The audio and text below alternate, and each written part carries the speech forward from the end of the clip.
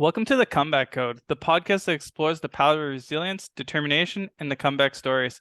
Hosted by myself, Justin Gratzfeld, this show features inspiring individuals who have faced incredible challenges and through their unwavering perseverance and willpower have managed to rise above their circumstances and achieve greatness.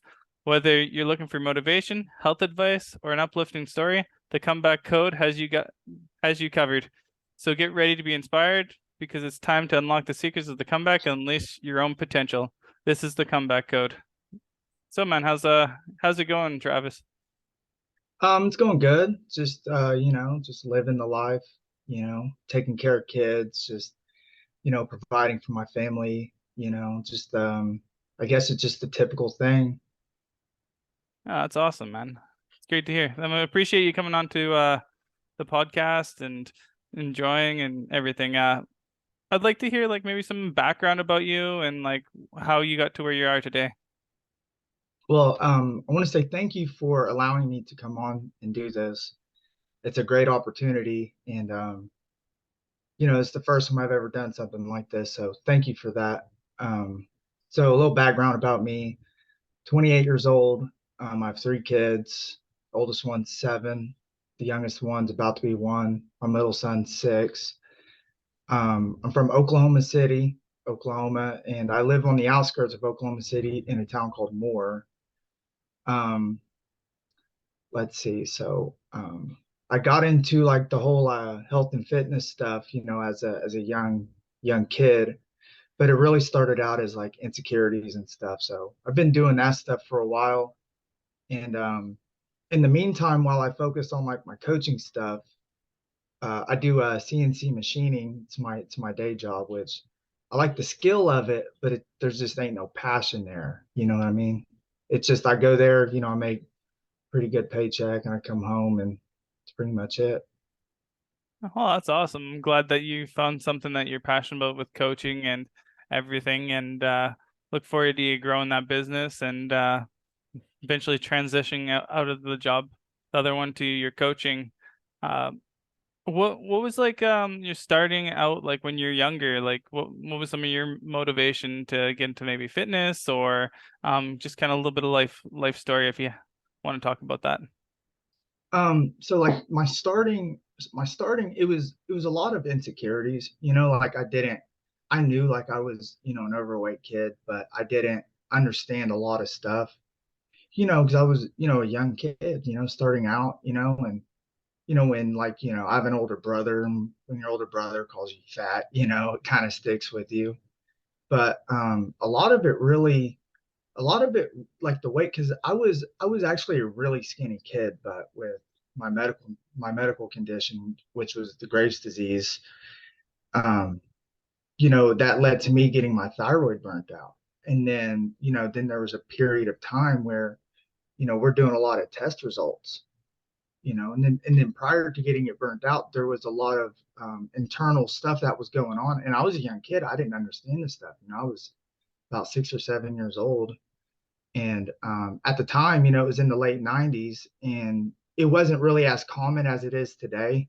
Like today, they test like babies and kids for, Graves' disease, and they test their thyroid levels. So back then, it wasn't what it is today. So there wasn't really a lot to like, there was three options. There wasn't really like one specific route to take. Mm-hmm. And the route that we took was getting my thyroid burnt out, and that's like the preferred route today that they take. But after that happened, it led to big weight gain when I was a kid, because I mean, Oh yeah, for sure. how important your thyroid hormones are, and like what it plays to your body. But on top of that, my parents, at the time it was just my mom, but my parents, I didn't grow up with like a good understanding of food. Like we just ate, and they just kind of bought whatever they wanted. And, there was me, my older brother, and eventually my stepdad. And then along came my little brother a little bit later. But you get a bunch of, males in one room, like it turns into a buffet and first come, first serve type thing. So I didn't really establish a good relationship with food, and I didn't have a good relationship with the way I looked. I just I just knew that whenever I got older and I could do things for myself, that I would, you know, change my body and, and become, fit, if you want to say fit. But I started to, so what really started to kind of influence me was my older cousin Josh and my uncle Steve.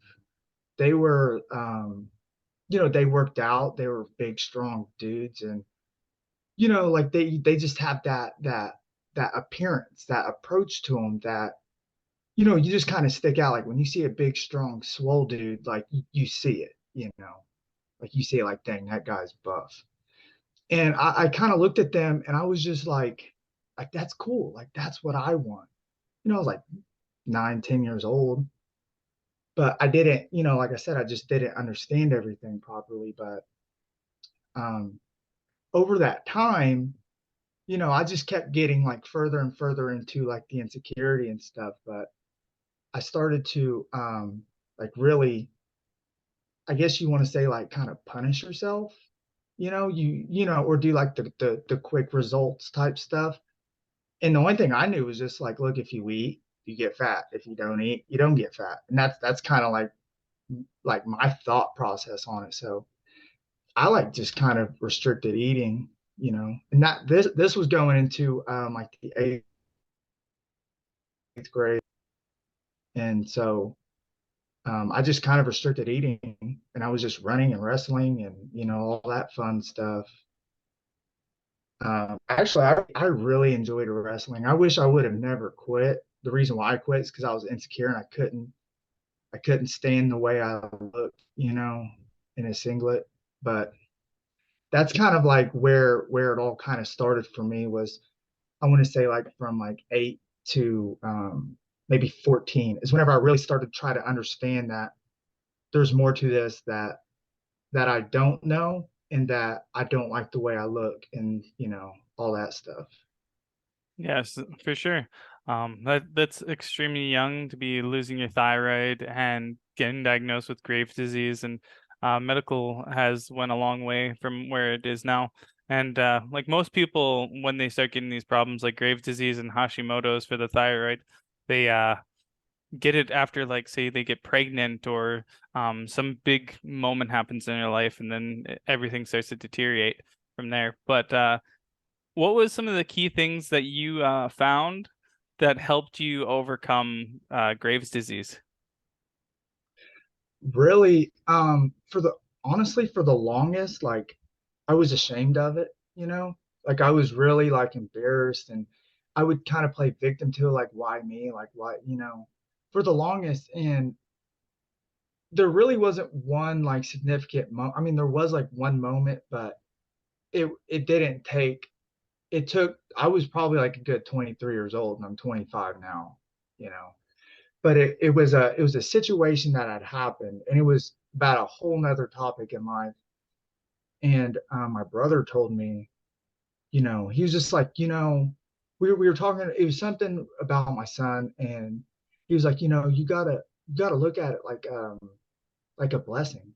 It's like a gift, And like whenever that happened, I started trying. I looked at it differently. I'm like, well, because I would ask the doctors about my thyroid levels and all that stuff. Because by then I had started to educate myself. I took personal training courses. I kind of like snapped out of like that person that I used to be, because I had my son when I was 22 and I kind of grew up. Yep. Um, I started to look at it like, well, I get synthetic hormone medicine. I have to stay on it for the rest of my life. Well, like my test results put me in like 99% of America. So I started to look at it like, wow, like this is actually like it's like a gift, Like it's like a cheat code. Like I can get 4 or 5 hours of sleep. My hormone levels don't change, you know? So it kind of started to turn into that. All I got to do is just stay consistent with it. But like I'm a very responsible, consistent person anyways. So I would say that's kind of like where everything started to change from there. I started to look at negative situations and seeing like, oh well, let's see what we can take from this. Because life happens and things happen, and we can't control everything in our life. But what you can do is you can control how you view things, and how you can learn from it.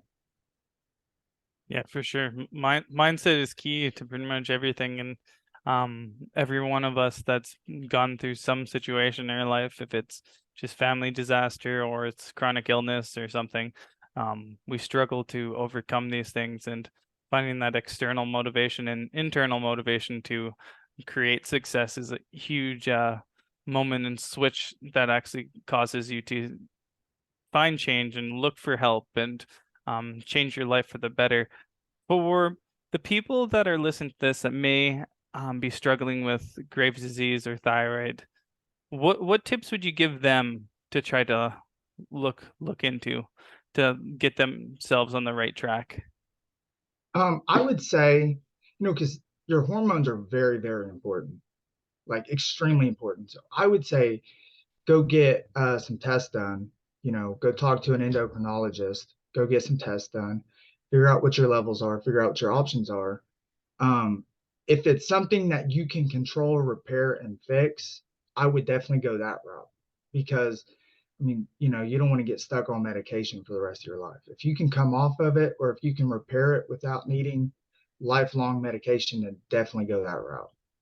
But I would definitely say look at it as an opportunity to grow and learn.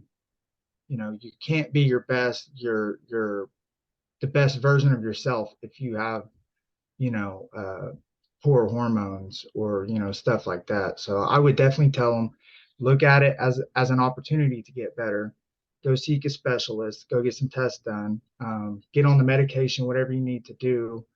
Or if it's something that you need to fix, like improve your sleep quality, or, you know, maybe decrease some stress that's going on in your life, something that route, that's what I would tell them. That's great. Have you noticed any changes in your blood work where you've had to lower your medication since you've got more healthy and like started better a routine in your life?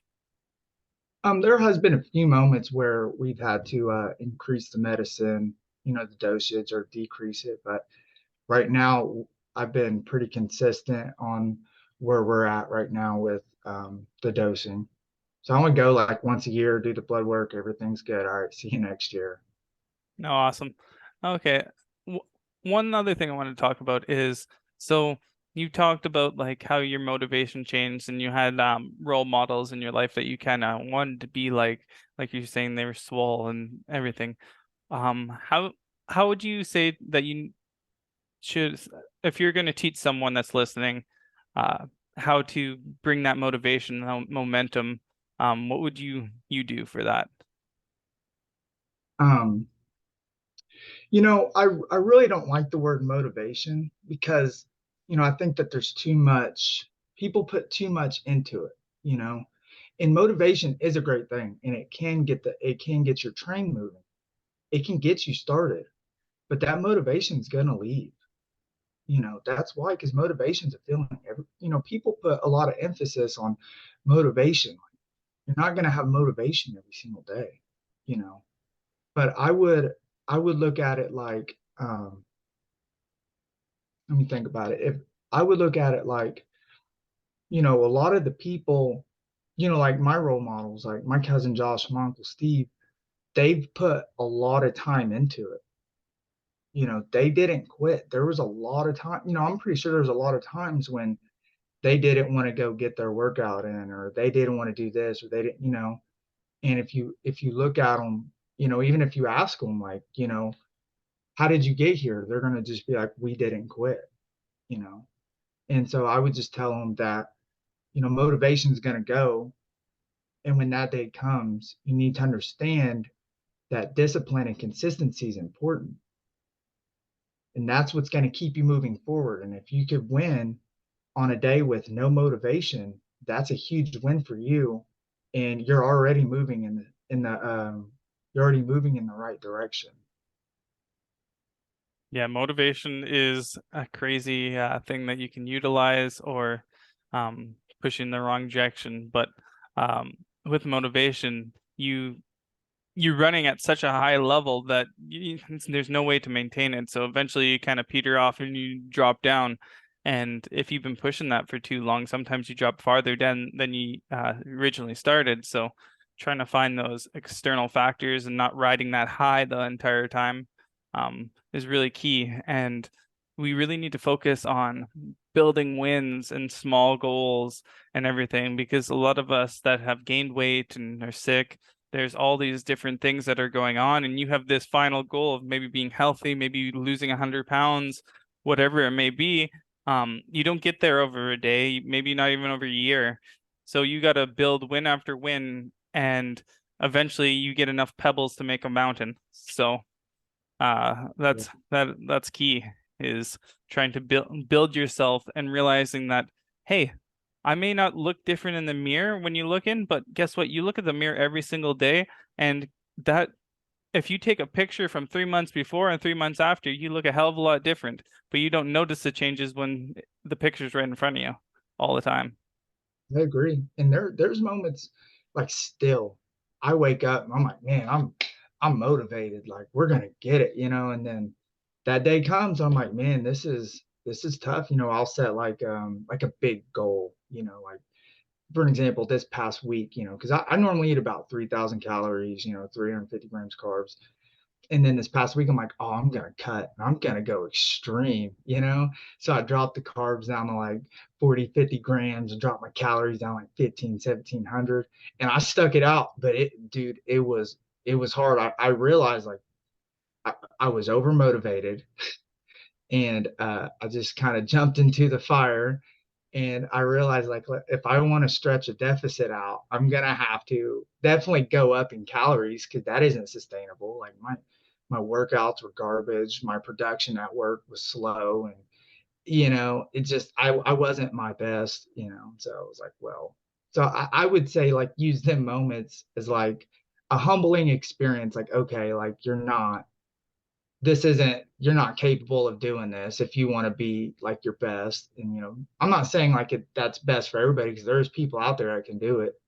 I mean, it's just something that I don't think I'm gonna stick with. If I did it, it would definitely be short term. And being in that drastic of a cut definitely does starve your body, and like your hormones get all confused and Yeah. everything too. So it's hard to maintain something like that. And yeah, you trying different diets and stuff like that.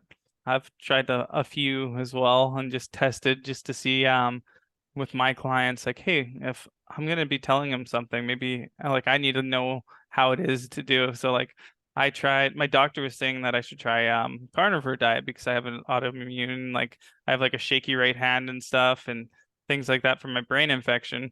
So I tried this carnivore diet out, and I was eating exactly how many calories I was supposed to be eating. Everything was going good. And yeah, you lose the water weight off the bat. But the cool thing was I felt like my vision was better. My hand jittering went away. I felt a lot clearer. But the only negative is I play basketball like 2, 3 times a week, and I couldn't run and perform at a insane pace like that. I was playing in a league where we were trying to win money, like a money league, and I couldn't keep up to my normal athletic ability, and it took a long time to recover my legs to be able to do that same form of activity, and like trying different things like this. And I have you like you hear cardio actually causes you to create more fat on your stomach to burn because it's burning more fat. So you're really storing more when you're doing cardio. So I was like, hey, you know what? I've been lifting weights every day for like 3, 4 times a week and playing basketball once a week. I'm like, let's see how my body changed. I took my measurements on my legs, my whole body, and I was like, okay, I didn't do any weight training. I was just like, okay, I played 15 basketball games in no, yeah, 15 basketball games in 18 days. And checking the measurements of how your body like changes the fat percentage. Like I went like 3 or 4 millimeters down of fat on my legs, but like 4 to 5 millimeters more fat went onto my stomach. So it was cool how to see how your body distributes fat in different depending on the activity that you're doing. And like running definitely stores more fat in your stomach.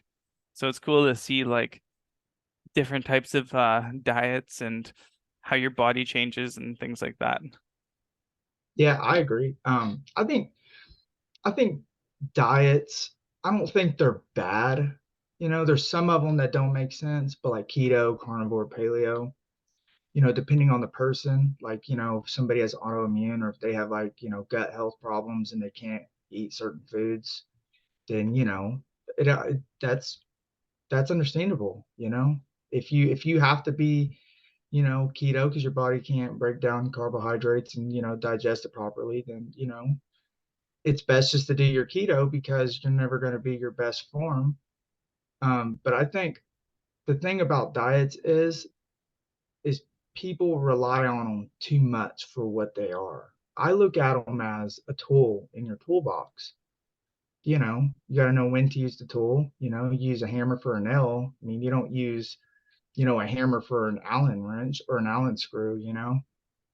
And so like that's why like I would view keto or carnivore or paleo if you're somebody who can, doesn't really have a lot of like gut health issues and you've done all the legwork to building up your metabolism and establishing good habits and all that stuff. I would say, do keto for like a week or even low carb or even just paleo, do it for like a week or two and and then but then you got to come out of it because this stuff ain't sustainable, especially in like modern society. Yeah.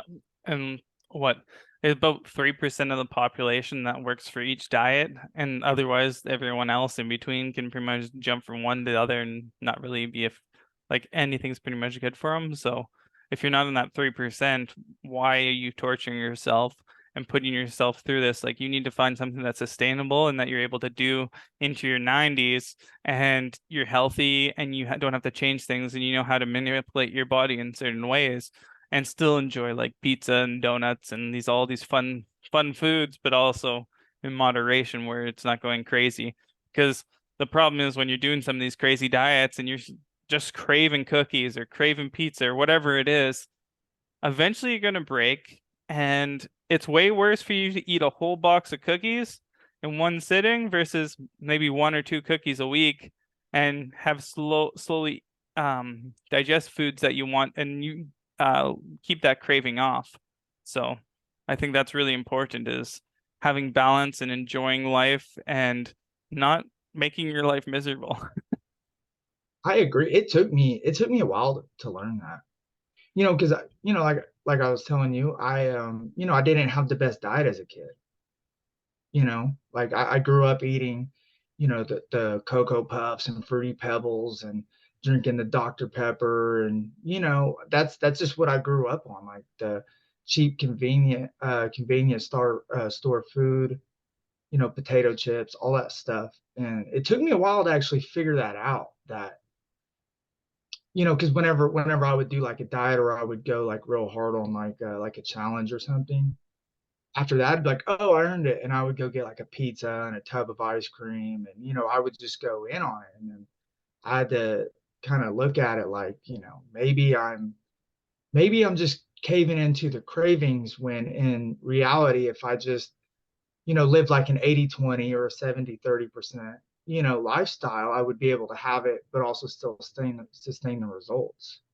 It Hmm. took me a while to figure it out. When you like yo-yo diet enough times, if you really try to dive in and internally, and then plus also like talking to other people, like, oh yeah, that does make a lot of sense. And you kind of reflect on yourself. I think that's a good thing if you can do that. Yeah. When I was a kid, I had low blood sugar, so I wasn't able to eat cereal in the morning. Like I ate a bacon and egg or a smoothie every single morning with some form of protein, and like I had to be like very specific, make sure to have my food and not miss meals, and I just ate so much. I wish I knew how many calories I was actually eating, but I was in like a good spot because I did a lot of activities and everything. But like I was trying to become a professional wakeboarder, and like so I didn't drink alcohol, I didn't go to parties, I sacrificed all this stuff, and then after all my concussions and I gave up that dream. I was like, oh, screw it. Started drinking, got a drinking problem, eating way too many chips. You put in extra weight because you're not, but it's quite whatever you do in life, it kind of like sways from one side to the other. So depending if you want to be pushing too hard, you don't want to let that teeter too far to the one side that it's going to go to the other side and completely revert on you. And that's what I noticed for my journey is, yeah, I went so hard for so long, and then next thing you know, it swings back in the other direction, and things get out of hand quickly. But now I'm more of a like I know how to like go in a bulk where you gain 20 pounds and you work on muscle and you can have some crappier food. And then you're like, oh, okay, I want to lose the weight now and go and have a little bit more flexibility. And as long as you learn how to uh manipulate the body and actually know these things without just gaining weight and then gaining more, and it's really going to give you a little bit more freedom in your life, I think. Yeah, I agree. I mean, I've been there plenty of times where, I swing back and forth so hard instead of trying to just find the balance and stay in the middle. Like even back in my wrestling days, like whenever I just would only eat like an orange a day and then I would go to practice. And then after practice, I would get off the bus like 5 or 6, like a mile and a half before like I got to my house. And I would just like walk and jog home, like after practice, you know, and I would go home, and then I would just do all that stuff. Like I would like sleep in front of a heater just to keep sweating, wake up, do it all over again. That was too extreme. And then when wrestling ended, and then I was just went in on food, and then I swung back, and then I would that had happened enough times in my life, where you got to you start to kind of realize it that this keeps happening. Like one minute I'm 100% this way, next minute I'm 100% this way, when really that there's a balance in the middle where you can have this and this you Yeah. know I really don't think restrictive eating is a good thing, especially in modern society. Like we're social creatures. We like to socialize. We got birthday parties and family events, and there's just all these things, holidays. There's all these things that go on in our life, and you don't want to, say no, I can't come because I'm doing keto, or no, I can't come because I'm doing this, or you don't want to, and then you don't want to show up and then not participate, and When you I've bring your done. own food to an event. Yeah, well, I've done the whole like, oh, I'll show up and then not eat. Everybody's like, why aren't you eating? I'm like, oh, I can't, like I've done that before. And I mean, I just feel like you're kind of robbing yourself short. Like we love food, we love to eat food. It's kind of like that saying, you can't have your cake and eat it. You know what I mean? But you kind hmm of can, but it's just all in moderation. you know Um, Another question I got for you is how do you manage to um teach your kid and make sure that they learn how to eat healthy and not put like any stress on them where they're feeling pressure from health situations and stuff. you know that's that's kind of where I'm at in my life right now. I think really it's leading by example. They see me, they see me, I eat basically the same thing every day, or they see me like taking care of myself. And there's times where they'll want to, because I try to teach them exercise, try to teach them like certain exercises, and there's some days where they'll want to do it, and then there's the days where they don't. And what I try to do is I try to make it fun. you know like I'll, like with my son or like my daughter, I'll tell them like, hey, you want big biceps? They'll be like, yeah. I'm like, all right, well, you gotta eat your protein. But okay. So I try to keep it fun. I, and I don't want to burn them out. I don't want them to grow up and be like, oh, we ate so healthy and now I'm an adult, I can eat whatever I want. So I mean, I don't tell them no, that if like if they go to school or something, like you can't have that, like no, eat it. You're a kid, because I don't want to form an unhealthy relationship. I don't want them to form an unhealthy relationship with food. but it's a balance though, because you got to understand that like they go to school and then there's like snow cone day, there's chocolate milk, there's they have ice cream day, and then they just have all these things going on at school, and then they'll want to come home, and then they'll want to they'll ask for like can we have, because we have like these like little like drink pouches that go in water. And I'll ask them like, well, they'll ask for one. I'm like, well, like, have you drinking water today? And they'll be like, no. I'm like, okay, so let's make a deal. Like, you drink this much water, I'll give. You know what I mean?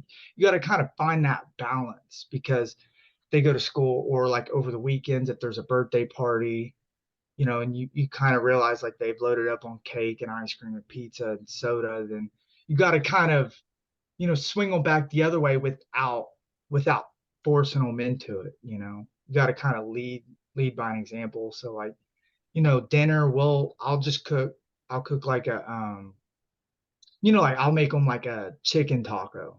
They like chicken, they like tacos. So chicken taco, make it fun, put some cheese and stuff on it for them.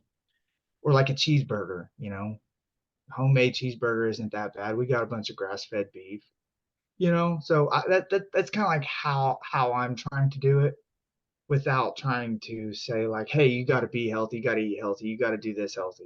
Just say, hey, here's dinner. And then about okay, and then really in the back of your mind, you're like, okay, so I know that they're eating a healthy meal now. you know does that make sense? Yeah, for sure. I definitely noticed my daughter's only 3, but my wife's a little OCD and has to have the place really clean. And we were selling our house a while back when she was really young, and so we were doing house showings like almost every day for like 3 months. Like we did like 60 some house showings, and so we had to at the place spotless. And now she just loves cleaning all the time. She's like, oh, she grabs a bucket and dumps it on the floor. I'm like, no, no, no, don't don't get. And then she's like, I'm just mopping the floor. And like she just like has to have everything so perfectly spotless. And she just loves it. And like I hear at daycare, she goes and she's trying to clean up the whole whole daycare the whole day and just having fun that way. And it's cool to see like how behavior that your parents might have passes down and they just absolutely love it. Like she's so excited to help us with the dishes, and I think just including them in everything really gives them the opportunity to be like, oh, I'm helping, and this is really fun, and you get to do something with your parents, and like we go and do woodwork together and do all these different things, and it really builds their character and stuff. So that's like I kind of want to talk about that. Yeah, yeah, that's awesome, man.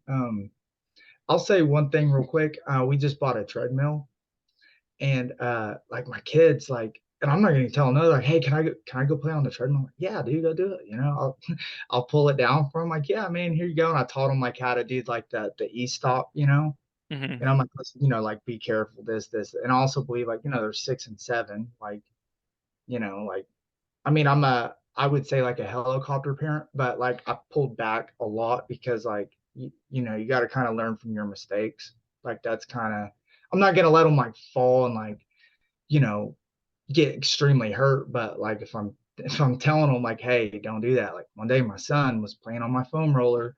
I'm like, dude, quit. You're gonna fall and get hurt. And then one day he fell, he got hurt. I'm like, what did I tell you? You know? Well, he just hit the ground, but he got up and he was like, kind of crying a little bit. And I'm like, well, what did I tell you? He's like, you told me not to play on it. I'm like, well, that's why. But the kid went right back to playing with it though. But with the treadmill, I just let him go out there, and I'm like, yeah, like here's the speed, here's the incline, take turns, set a timer on it. So that's kind of like, that's pretty cool seeing them going out there and just running and walking on it and stuff. Yeah, that is my daughter. When I'm doing push-ups, she goes right beside me and she tries to do them, and it's like this to flat on her face, and then she puts it up in the flat. She doesn't know the down part, Yeah, so she they just gotta lets learn. lets her go onto the little yoga mat. It's pretty cute to see. Um, so any future goals that you want or things that you're trying to achieve right now? Man, I really want to get my coaching business off the ground, you know. That's like a huge goal of mine. I want to be able to walk away from my day job and pursue this full time. Um, I kind of want to like take my physique to the next level, you know. I haven't really done like some super big like physique thing. You know, I've been kind of, I would say more of like, flexible dieting type, which isn't bad. You know, it's really like not a bad thing to do, but I haven't really had like a big physique goal. If anything, I'll just kind of pull myself out of like a bowl for a week or two, just to kind of keep it where I'm not, going to start gaining a bunch of extra body fat. But my main goal is really like my coaching business, getting that off the ground, being able to walk away and pursuing it full time. Yeah, that'd be super exciting, man. And like the physique and stuff. Uh, It's really hard though, like because I still work like a 9-10 hour day, and then I have this, and I mean you understand what it's like, mhm.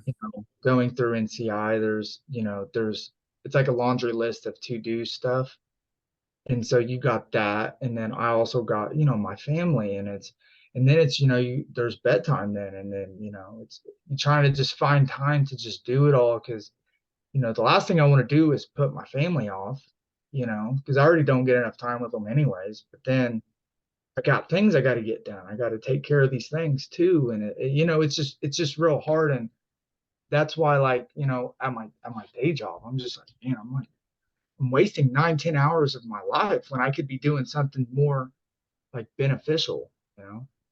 Yeah. I mean, Yeah, it's definitely a grind, and especially you're juggling multiple things, family, friends, work, trying to keep your house afloat and do that. It's a struggle, but the good thing is when coaching and stuff, it's compounding, and the more people you help, the more people talk about you, and more grows, and you just keep going. So as long as you're as you're saying, you don't stop and you keep pushing, success is bound to happen and push you even farther towards your goal, and you can bring other people along with you. So it's an amazing thing, and it's been really fun having you on the podcast. And one last question that I normally ask is any books or podcasts that you should suggest that to read? um, man, the podcast that I really listen to a lot is Mind Pump and Muscle for Life with Mike Matthews. Them are like the two best like fitness health podcasts. Um, I'm not really a big book person. I know I need to start, like reading books and stuff. That's something like I've been really doing a lot of things, or even just listening to an ebook. Um, yeah, I've really like not read a lot of books. Like I've probably read like five my whole life. It's kind of sad, dude, But it's just I wasn't really like encouraged to read unless it was in school. Well, besides like the personal training NCI books or like just like guides and stuff or like resources or like websites and stuff online. But I would say Mind Pump and Muscle for Life for podcasts. My daughter came in. Yeah. Yeah, it's really something good that you can get into, and I definitely suggest like maybe just spend like 20 minutes or try to read 10 pages before night. Just let yourself wind down a little bit, maybe cut out a little bit TV, and maybe see if your wife and you can go in bed and maybe read a book. Haley and I sometimes we'd read to each other, and that's kind of cool. It's a good emotional bonding when we just reading a book together and we take turns to reading a page or whatever and find ways to incorporate it. I wasn't a big reader either, but it really does add stuff. And I know there's a lot on your plate, and with doing the coaching and the NCI school and the working and trying to keep everything with kids. So some things have to sacrifice, right? So you can't be Yeah. reading, right? So yeah, it was great having you on. I appreciate you coming, and hopefully get you back on in a little bit and see how your journey is going, and I'm excited to see. Yeah. Thank you, man. This is pretty cool. I would definitely like to do this again. I'm pretty sure that there's still a lot that we can talk about, and I think this is really cool what you're doing, giving people an opportunity to, speak their comeback in life. And I know that there was a lot that wasn't discussed, and that's fine. But yeah, man, I appreciate it. I really do appreciate it. This was a lot of fun. And where do we find you if you want to get a hold of you? My Facebook is Trevis Andrews. It's Trevis Trevis. My Instagram is Trevis_alphabolic. My email address is coachedbytravis@gmail.com. I have a private Facebook group called the Healthy Parent Club. You can find me there. I like to work with parents because I'm a parent, and they say, like, who are you, what was you, and what do you want, or like, who do you want to help? And it's parents. Like, I connect with parents so well, because we can just talk about our kids, and that that's fun. Or like parenting moments, or parenting lessons, or things that you've gone through as a parent. So that's why I really like to work with parents. But that's where you can find me. Okay, awesome. Well, I'll talk to you soon, and I appreciate it.